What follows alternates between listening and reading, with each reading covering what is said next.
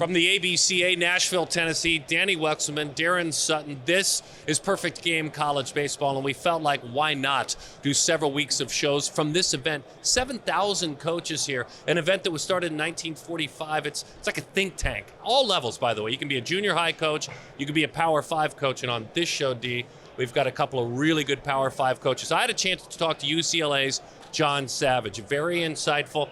Greg Lovelady of Central Florida, I chatted with him as well. And you talked to Virginia Tech head coach John Szefc, who's maybe a tougher egg to crack in season. You've covered his team extensively, but you love your conversation with him. Oh my gosh. So yeah, I got to call a couple of games for them. I got to interview Coach Szefc at the Fenway game, the ALS game. And what I learned was that he is very focused during the game. He'll answer the question, of course, but he's worried about the game, and as he should be. But this conversation here was completely different, and it was so thoughtful and insightful. And, you know, he was the ACC Coach of the Year this year. They won their regional, that Blacksburg regional. I covered that. They fell in the Super Regional, but what he did with his program, the top talent that he brings in, the draft picks that he has, it's so impressive. And it starts with the staff. It starts with the chemistry that they have and just building guys. His main point was, we don't have guys with ego.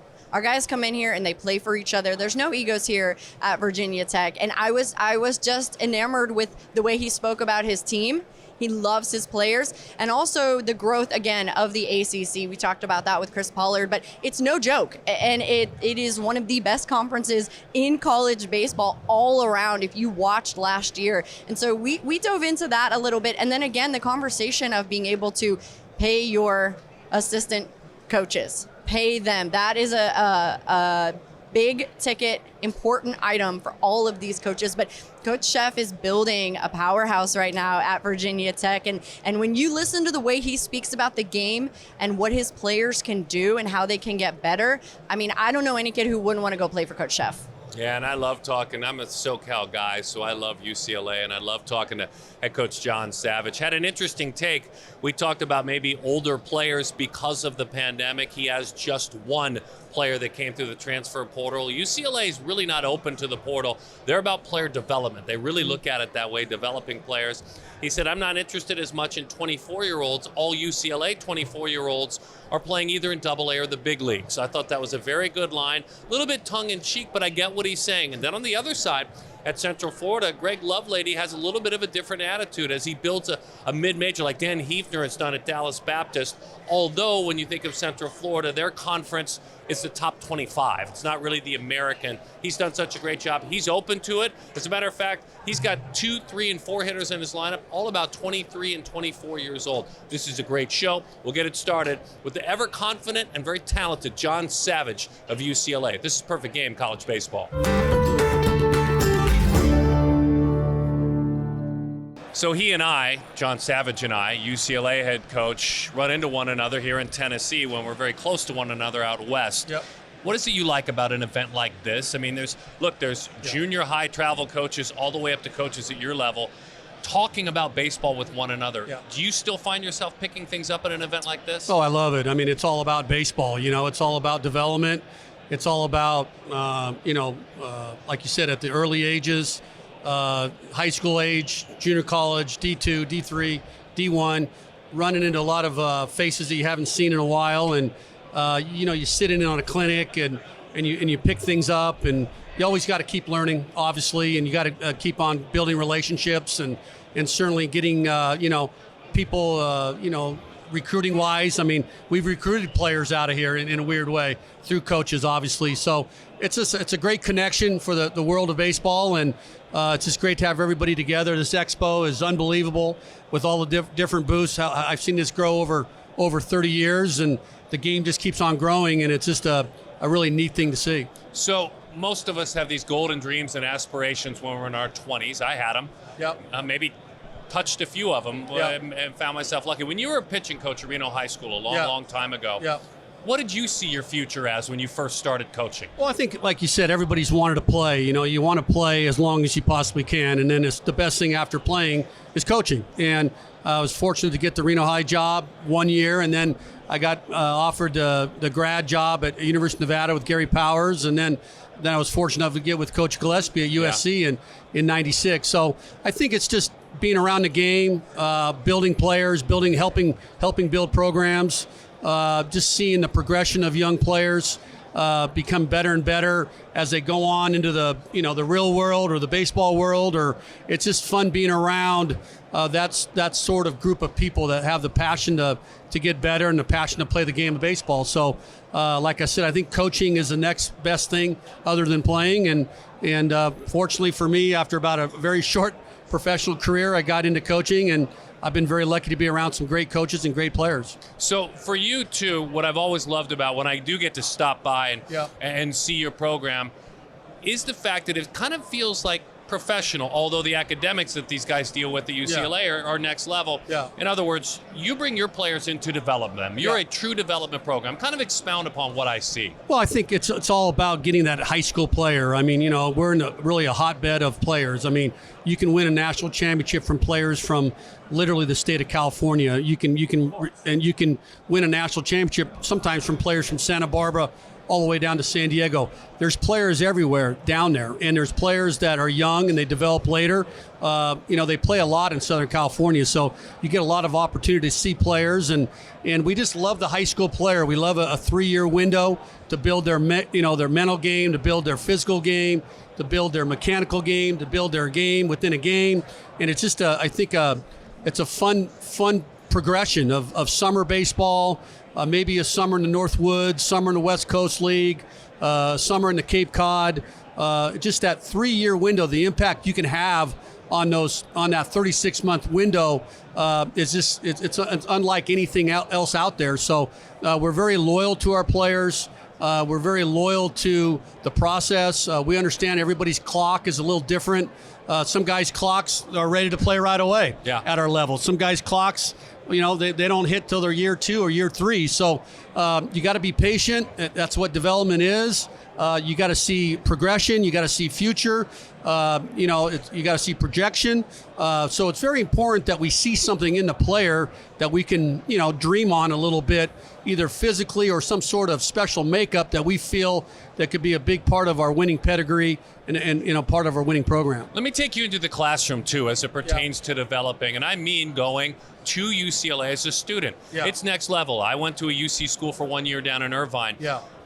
Do you think that also impacts the player because of the level that they're growing their mind? I think so. I mean, you talk about very... Does that make sense? Yeah, it does make sense. I mean, I think it's self-motivation. It's the you hear the word culture a lot, but you hear about a program that's built around a lot of... We look for smart guys, we look for tough guys, we look for competitive guys. And those guys are a lot of times self-motivated guys. So you don't have to kick them down the street. They're ready to go each and every day. And they know that they may have to take a final between regional and super regional, and they know they might have to take a final in Omaha. I mean, that's what you signed up for at a school like UCLA. So we love the academic side of it. We love the standard side of it. We love the history of UCLA. UCLA has the most applicants of any school in the country, so it's a very well sought after school. So you're talking about sunshine, you're talking about facilities, you're talking about development, you're talking about other coaches that can really build your resume. So I think it's a very attractive place, certainly, and I think it's a place where you can get the best of both worlds. And I always say when we do well in the classroom, it's always a really good sign that we have a chance to be really good on the field, because there's self-discipline, they're very organized, there's time management skills, there's a lot of things that go into factor of winning, and we really feel that that's a big part of winning. First thing that comes to your head when you look down at this ring. That's a national championship ring. We're celebrating a decade. First thing that comes into your head. Character. I think just character of the team. We did have I think you have a few stars, like Mike said this morning in his first talk. I think you have to have stars. So I think you talk about Adam Plutko or Pat Valleca or Kevin Kramer. Not major stars certainly, but the major league players.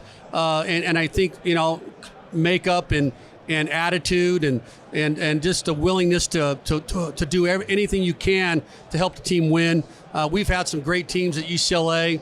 Our 2019 team was, we're the number one team in the country for 3 months, and then Michigan beats us in the Super Regional. So it's you never know what you have until you go through it, and it takes time to see what you have. And anything good takes time. So it's a process, and the ball has to obviously drop a certain way and fall a certain way, and balls get caught and balls drop and certain things happen, within a game or within a tournament. That year certainly everything, a lot of things went our way. We won 10 straight. We didn't lose in the postseason, which is very hard to do. We didn't lose in the regionals or supers, and then of course in Omaha. So it's just a game-by-game approach and a mentality that we could always look back on and say, that works. I loved watching Cody Schreier play when he was a travel ball player. Now I see him after 1 year really fit in the conference and wearing a UCLA uniform. What's the very latest on Cody? Cody's a full-fledged shortstop. I mean, he's a high-end college player, a high-end pro prospect. He comes from an unbelievable program at J. Sarah, and a lot of winning pedigree there, and with Brett Kay, and then certainly we feel that Cody's going to take the next step. I mean, I think he had over 20 doubles last year with Deuce Gorson, broke our freshman record, and he had one double less than Deuce. So you talk about two freshmen that I think had 45 doubles. So you talk about a really unique middle infield. Kind of remind me of Therio and back in the day with the LSU guys when we played him in the late 90s when that middle played. And with Fontenot and Therio, with those two guys, and we think Schreier and Gorson are really special players, and we love it. He's a captain of our team, and really has been raised the right way, and certainly knows what winning's all about. Ethan Gorson talking about that young man from Point Loma in the middle of that infield. 2 sophomores, my goodness, 2 sophomores this year, fortunate.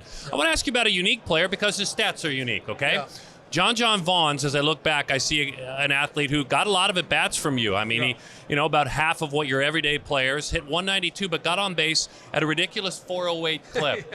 Now, I think he played for Don Barbara at St. John Bosco, right? He did. Yep. So tell me how he's evolved and where he may fit in.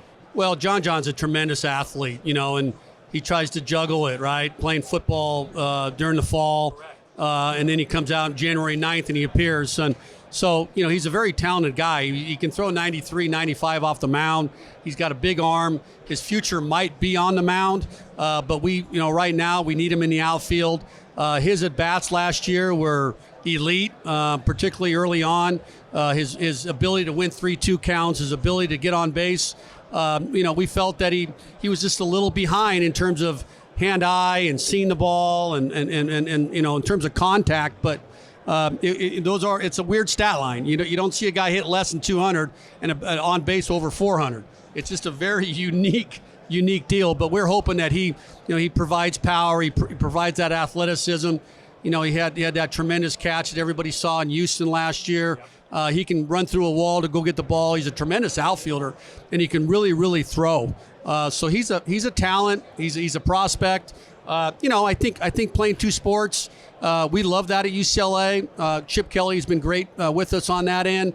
We have Grant Gray coming in this year from Norco, who's going to play both. He's an elite 4-star wide receiver and outfielder, or infielder, I should say. And so we think John is in for a big year. I mean, he loves baseball, and I don't want to say that's his first love, but he certainly loves being part of our baseball program. So we've talked about all these players that are growing up right before your eyes. You kind of bent your rule a little bit with A.J. Salgado, an athlete who comes not far from Cal State, L.A.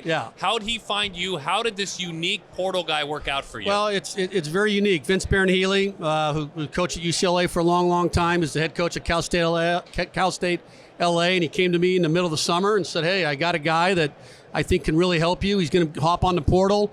You can go to any SEC or ACC school or Big 10 or Big 12, but he wants to stay in LA. He's a Glendora High School player, and I went out and saw him play in the California Collegiate League this summer, and he's just another guy that one of those California players that kind of got misplaced during COVID and got misplaced a little bit coming out of high school in 20, and he played 2 years at Cal State LA, was a tremendous player, and he's our only portal player that we have that's an undergraduate. So we think AJ's a very versatile athlete. He's a left-handed guy with power that can run.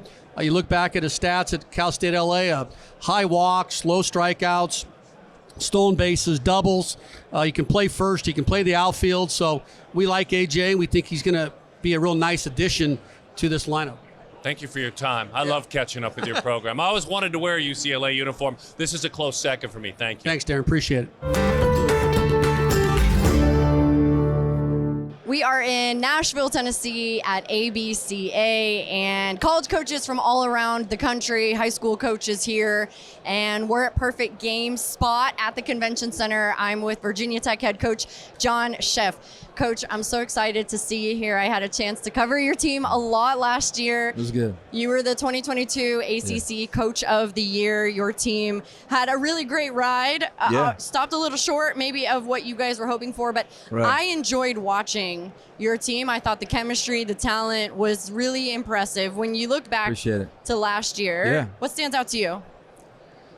Well, it's something that we had been working and building for a long period of time, and I think we were fortunate enough to have a lot of good players on that team, and we had a lot of inexperienced guys though as well, especially on our pitching side. That guys pitched probably. I think if you ask them, they pitched their capability. However, if you look at like as we sat here this time last year, we didn't have anyone on that staff that had any returning ACC starts. So on paper, you're saying I'm not exactly sure where this is going to go. I know we have good players, but you're never sure how well they're going to play. So on the pitching side, guys like Griffin Green and Drew Hackenberg, Hackenberg didn't even pitch in the fall last year. And he ends up being a first-team ACC guy. And then offensively, you had a guy like Cade Hunter who was coming off a broken hammock bone, and Nick Biddison who was coming off a shoulder surgery. And a guy like Tanner Schobel was only in his second year of playing college baseball. So, I think we all knew they were going to be good, but how good, you weren't really sure. And every single one of those guys played to or above their capability. So that's, from a baseball perspective, that's kind of how I look back at that year. Obviously, I was just really happy for those guys and our staff that put that team together and prepared it, that they had the success that they had. And they were able to really have fun and enjoy themselves for 4 months, 5 months. I think that was pretty obvious. I saw that when you guys played, and no matter what the situation, whether your team was down or whatever scenario was happening, it looked like a group of guys who knew that they were going to be okay, but also like they had the talent. How do you build that chemistry leading into the season, and especially with your group this year? Obviously, you had some guys go in the draft, so you've got some new faces too. Well, the one thing I found is I feel that we have a lot of good players, guys that are what I would call ACC caliber players. But the one area I think that we tried to change or alter kind of what we were doing was what we were doing off the field. So we spend an awful lot of time with our guys trying to do non-baseball related things where they can kind of let their hair down, get away from it, even if it's for 1 or 2 or 3 hours. And maybe in the past we hadn't done that as much. It was more business like we need to practice, or rep. And, I think maybe in the fall of 21 we sat back and said, what can we change? What can we do maybe to kind of just get away from it, take some of the pressure off some of these guys so that they can perform and maybe enjoy more being here, where it's not just about baseball 24/7. So that's the one thing I kind of look back and say, what do we change? I think that's one of the things we changed. I love that. I think we're hearing a little bit more about teams starting to realize that that's important to the chemistry. Right? It's not just a baseball player and athlete. It can't be. These guys spend so much time on their craft. They need an avenue to get away from it, to enjoy just being college guys, if you will, for a little while, because most of them are going to be in college for a shorter period of time that they're in high school. They don't know that when they get there, but certainly the better players that are not injured will spend typically 2 to 3 years in college as opposed to 4 years in high school. So how can you make their time there more fun, for lack of a better way to say it. Yeah. You mentioned the ACC. Again, I had a good taste of it last year, really for the first time to see the competition and the level of athletes that are in the ACC. Do you feel like that conference continues to just grow in competitiveness every year? I mean, I don't think there's any question that it does. If you look at the facilities, the teams that are involved in it, the coaches, the amount of resources that get poured into it, I don't think there's any weekend that's an easy weekend or an easy game for that matter. And it's not going away. It's only getting stiffer, to be honest with you. Yeah. So, I mean, to that fact, we're trying to prepare our guys as best we can, give them as much support as we can off the field as far as sports medicine and nutrition and weight training, and try to get them to a point where they're well enough prepared where when it's time to play a game, they can go out there and just play. Yeah. And when we're not hovering over them and treating them like robots and do this, do that kind of thing. You earned your 500th career win this past season. Yeah. I mentioned ACC Coach of the Year. Also here, the ABCA Atlantic Regional Coach of the Year, and it's your sixth season with Virginia Tech. Who are some of the people who have been there along the way that have led to this success? Well, I mean, I think I've worked for some really good coaches as an assistant. You know, from Tony Robichaux, the late Tony Robichaux at Louisiana Lafayette. I worked for him for 6 years, and I worked for Rich Price for 2 at Kansas. And I go back to a lot of what I spent a short period of time with Rich, but one of the things I really took away from him was how to treat people and how to treat your players. And he was the most positive guy that I ever worked for, ever. And then I worked for Brad Hill at Kansas State. And Brad, I even though I was only there for 18 months, but I took a lot away from him as far as preparation and weight training stuff and how he organized things and how he ran practices. And it was a lot of stuff I didn't know. I mean, I didn't know. You know, I spent 7 years as a head coach at Marist before I even went to work for those 3 guys over 10 years. So I really benefited a lot from those 3 guys that I worked for, and I took that back. You know, when I went back to being a head coach at Maryland. And lastly, I would say that it wasn't even so much the guys I worked for, as those 3 guys were important, but I was fortunate enough to have worked with some really good guys since. Okay. And Rob Vaughn and Jimmy Bellinger and Matt Swope. You know, those guys were doing a really good job at Maryland now. And the guys I have with me now, and Ryan Fecto, our pitching guy, and Kurt Elbin, obviously, who runs our recruiting and ran our monstrous offense last year, him and Tyler Hansen. So just to name a few, I mean, like, the game has gone very analytical and very technical now. We have, you know, Kyle Sarrazin and Tyson Petersheim, which I work with now, and those guys are really good at what they do, honestly. And so I really tried not to be like a micromanager over the years. I kind of just try to surround our group with good people that are good at what they do and kind of let them do their thing. Yeah. And really, you just kind of keep it that way and keep it rolling. There's really no secrets or special sauce or anything like that. You know, I can't tell you. We just try to get in there and coach and recruit and try to surround ourselves with good players. You mentioned the offense, and you've got some guys coming back, obviously. I mean, the home runs, the power that your team produced last year was eye-catching, but the pitching was as well. And I mentioned to you 2 names coming back, your Friday, Saturday guys, Griffin Green, Drew Hackenberg, and you mentioned that those guys, maybe you weren't anticipating or weren't sure where they would be come last season. Yeah. How do you hope to see them develop this season?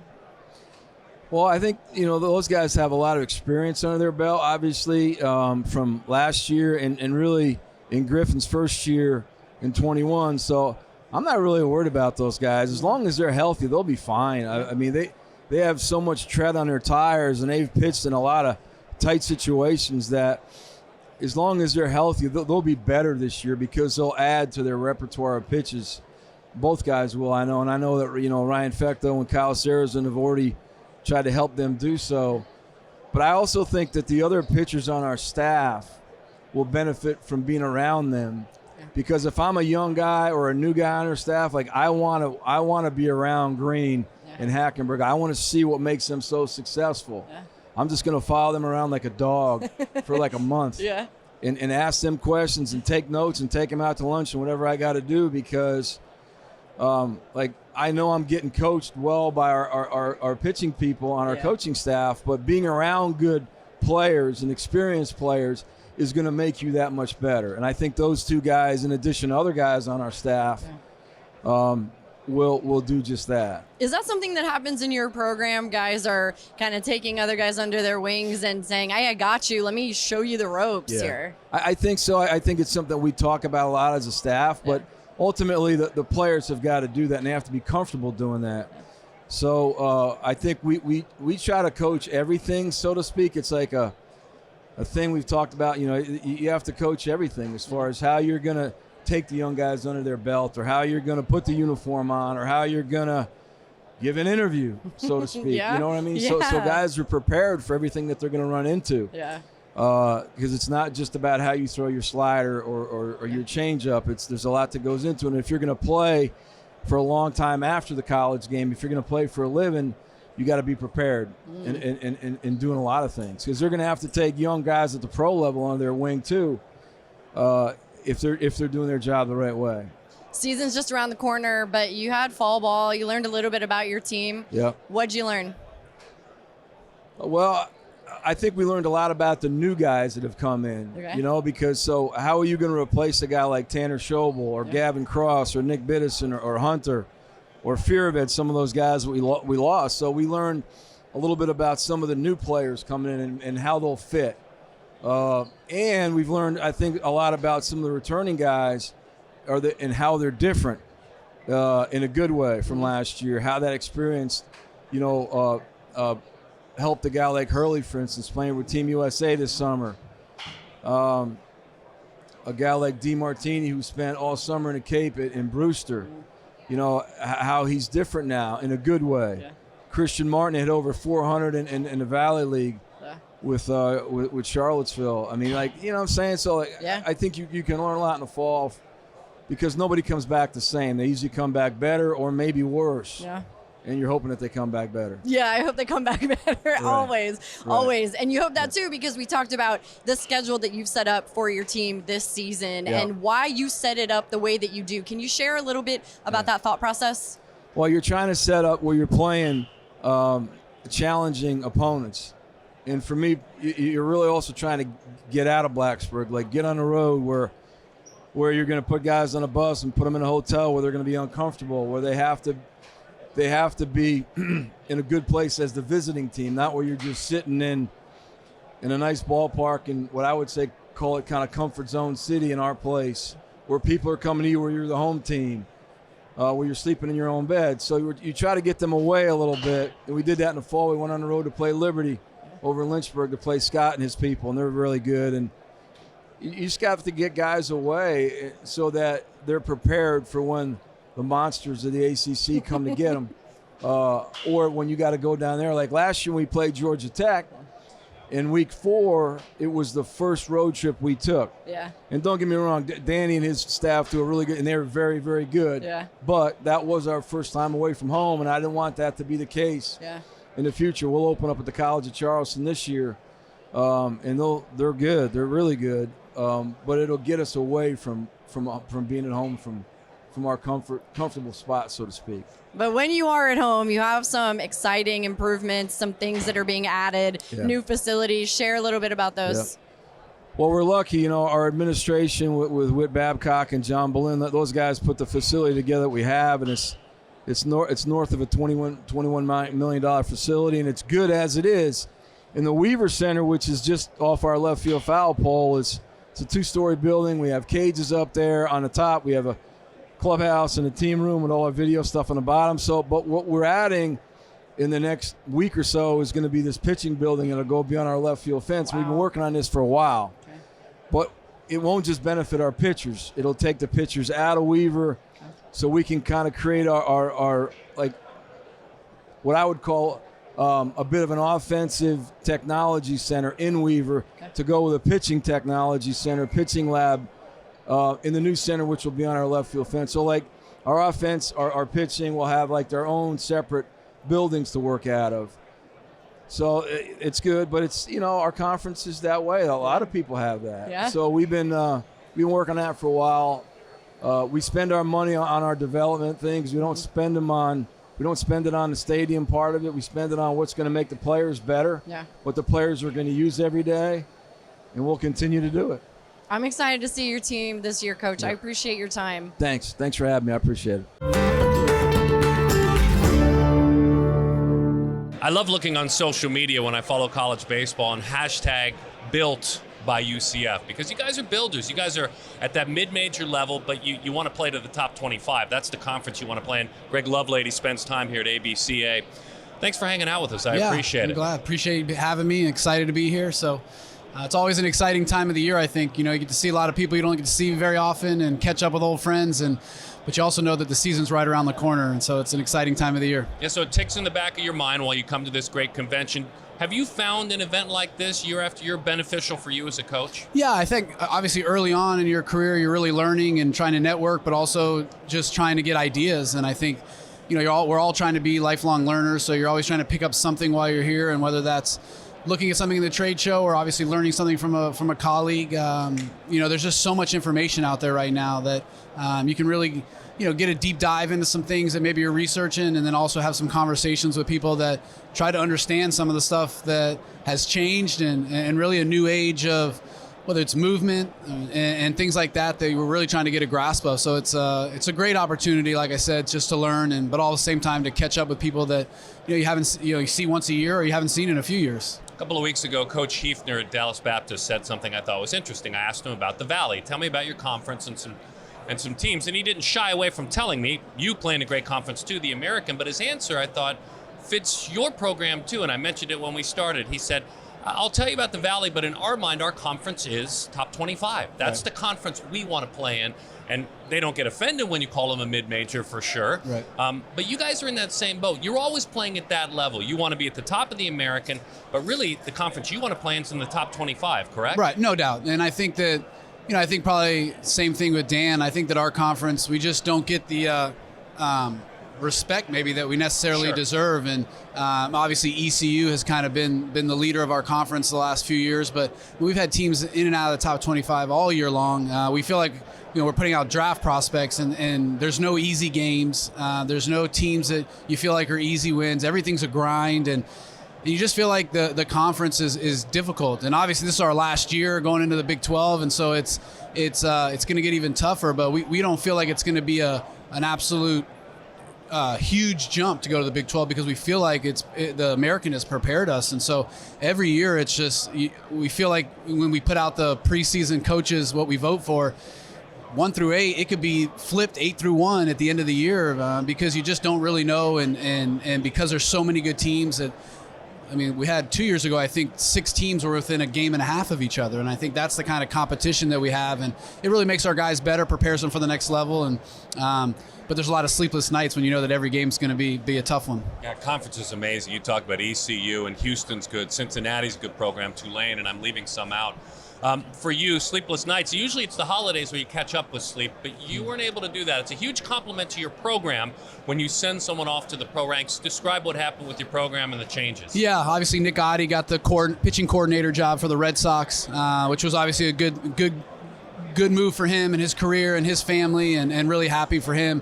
Obviously put a lot of stress on me the last couple weeks just trying to find a replacement, but was lucky, had an alum, Mike Maroth, 3rd-round draft pick out of UCF, played in the big leagues for 7 years with the Tigers and the Cardinals, and been a minor league pitching coach for the last 11 years, the last 4 with AAA with the Braves. So I'm excited to have him back home and his family, and just excited for the future. But obviously it's been a hectic few weeks, just one, trying to hire somebody, and now trying to get him caught up as we start practice in 2 days. And he's got a lot of video and trying to catch up and get a feel for the guys and get ready for practice. So, but it was a hectic time, but I'm excited about the future and what we got going. Hey, pitching numbers dynamic last year, more strikeouts than innings pitched. You guys missed a lot of bats. So I'm going to ask you to be a scout with some of your players, but I'd like to throw you a little wrinkle, because I want you to scout first Noah. Because I know Noah is at a lot of our events. I'm guessing you may go over to Boomba when you can. If not, your wife Lindsay's over there. But Noah's 14, and Noah was, all tournament at a recent event. He's been playing really well. I saw him in the Oviedo Champs, something like that. Chargers. Bad writing. Yeah. Point being, I'm excited for him. Yeah. Tell us a little bit about your son, the baseball player. Yeah, I mean, I'm excited about, just being able to follow him and stuff. It's been fun just to be able to try to sneak out as much as I can and see him and help when I can. And they got a good group of kids that are all going to play high school together, so I'm really kind of happy about that. But obviously making the step to go to high school in the next year, it's going to be a big step. But, I just want him to be happy but can do a little bit of everything, throws a ton of strikes, doesn't throw very hard, but gets a lot of outs, and he's got a really good swing. I'm still working on trying to get his practice swing onto the field. That transition's always tough with young kids. So, but he's works hard. He's getting in the weight room and stuff. So it's been rewarding. But at the end of the day, just want him to be happy. And if he's enjoying playing baseball, then that's all that matters. That's how my dad guided me. That sounds outstanding. Does your son Gavin play? He's a couple years younger. No, my youngest one is more of a artsy, likes to sing and act and stuff like that. So family needs some balance. It gets me away from the baseball field, get into some plays and stuff, which is fun. Yeah, absolutely. Now I'm going to ask you to really scout. And I want to have you talk to me about Cam Leiter, tied to the Leiter family, obviously the nephew of Al Leiter. He's a freshman from New Jersey. He found your program. How is he evolving? Yeah, it's been he's going to be special, I think. Just not only the physical talents, growing up in Canada and really not getting to play baseball year-round and then moving to Jersey for the last couple years, but tall, long, lanky, never been in the weight room, but you can tell that he is, a family of baseball players. Just the maturity, the way he thinks about the game, the way he goes about his business. He just has the kind of that it factor that you just don't see a lot with freshmen. So really, really excited. He's going to be a big part of our staff. We'll be in our weekend rotation somewhere. Really? Yeah. And, he's got a chance to be, just one of those guys that, Mark Jr. in the big leagues and obviously what Jack did at Vanderbilt and probably will be in the big league shortly. I don't expect anything differently from Cam in the future. What role does Rudy Gomez play for you guys? Yeah, Rudy's been huge. Obviously he tore his ACL 2 years ago, so missed the first fall last year. And then halfway through the year was really when he made that turn of getting used to wearing the brace and feeling like he was comfortable, just kind of get, I think, over that mental block of, am I healthy? And obviously now that he's almost it'll be 2 years in June. So, that he's farther away from that. He had a great fall for us. Such a great leader, but obviously the age and the experience really has earned being the Friday night guy, I feel like, just from all different aspects. And, a guy that's 90-94 with a plus changeup and an above average slider that just, again, has that experience, that age, the work ethic, and really cares about his teammates. And I think that's the biggest thing I can say about Rudy is just what a great teammate he is. And it's been fun to see him really be a leader this fall for us. And, I expect the same thing as we move in here in the spring. But it's going to be a guy that you can trust every week to go out there and give us great effort. Ben Vespi played a little bit of a swingman role for you. What role will he play this year? Yeah, maybe similar. Obviously, I'm... Ton of strikeouts. Yeah, he just does a great job. Stuff plays up in the games. He's not a guy that's going to necessarily light up the radar gun. But when you see the swings and misses that he gets, it looks like he's throwing a lot harder. So he just has that giddy up to his fastball, and has closed games, has started games for us. We obviously were ravaged with injuries last year, and we needed him to step up, and he was our guy at the end of the year last year. And so really excited to have, again, a guy that's been in our program now for 3 years, and really, again, I think he's made some maturity, some growth, where I feel like he's turned into some leadership roles and just be a guy that has kind of seen what the guys before him have done, and he's really stepped into that role. And so, again, I expect him to be a weekend guy, but I also know that I can trust him to do whatever I need him to do in any given game. And so if that means I got to move him out of there for some reason, obviously the plan is for him to be a weekend starter, but I know that I have the faith in him to do a lot of different roles, and that gives me some flexibility to do whatever I need to do to help us win. Yeah, that pitcher that can throw 3 innings twice on a weekend for you in the middle of a game is huge. I've learned that through the years watching you guys with college baseball. Now, on the offensive side, you have some true veterans. Like 22 to 24 years old. Explain. Yeah, obviously COVID and some injuries and things like that, but Nick Romano, Ben McCabe, Tom Jostin, all guys that are 5th or 6th year guys in college that have a ton of college at-bats, have been through our program for a long time. And so, having those guys that, have either already been double-digit guys or should be double-digit home run guys, that gives you kind of a 2-3-4 in the lineup that one, can do a lot of damage, but two, has been through the grind, has been through the ringer. They know what this is all about. They know what they need to do to be successful. They know how to make adjustments. And they're also, guys that can help the younger guys. And so it just gives you that base on our offense that you really know you feel good about that's going to show up every single day. And between the work that they do to prepare, but also knowing that they're going to be able to handle the ups and downs of hitting, and those 0 for 4 games aren't going to turn into 0 for 12 weekends because they're panicking or things like that. That they're going to be mentally tough enough to be able to handle that and be able to produce on a consistent level.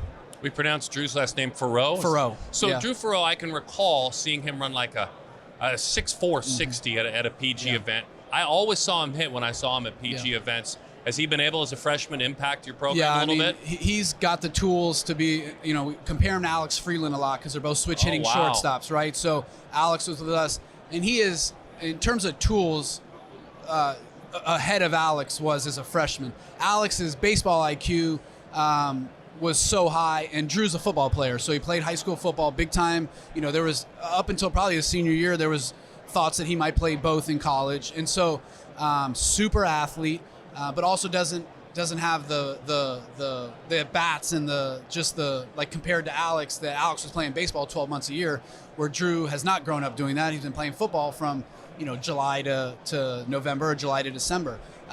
So just seeing him in the fall grow as a baseball player has been really eye-opening, just because the curve is just really fast, because now all of a sudden he's hit more in 6 months than he probably usually did in a year. And so you're just seeing that growth and learning the game, but the tools, switch hitting, power, speed, the arm strength. I mean, it's one of those guys that you really can feel like is going to be a centerpiece of your team for the future. And so you're excited to add that. And again, he doesn't have to have the pressure either. He doesn't have to come in and be the guy. Like, he has these 23-year-olds that are going to be there that can kind of take the load of that, and he can kind of just relax, go out there, play good defense, and just let the offense kind of learn and figure out his own path and how to handle it. And I know that there's going to be some ups and downs in that typical freshman, path, but excited about him knowing that his future and what he can able to do, and excited to see what the second half of the year looks like for him, especially when we get into conference, as he gets his feet wet and comfortable, because the talent and the tools are just through the roof.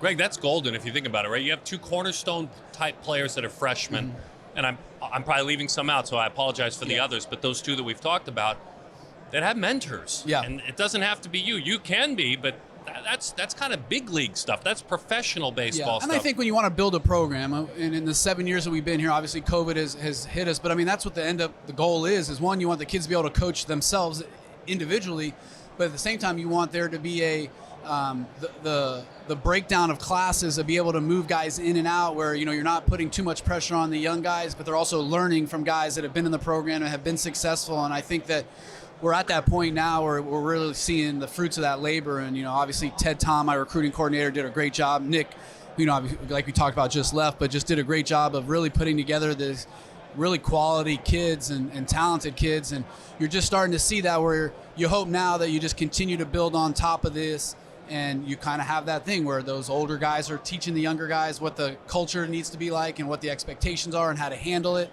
And that is just a different voice than ours, and one that they obviously it's easier to listen to a junior or senior that's just been in your shoes and knows exactly what you're going through, as kind of a second voice from the coaching staff. So it's an exciting group. I'm really excited about our guys and our team and just the makeup and the culture, and excited to go to work, and can't wait to get going here February. Yeah, February 17th, Siena at home. I mean, I'm sure you guys play at home a lot. Thank you for your time. Yeah, I appreciate you guys having me. Thanks so much. Getting to know Central Florida again. Love catching up with UCF.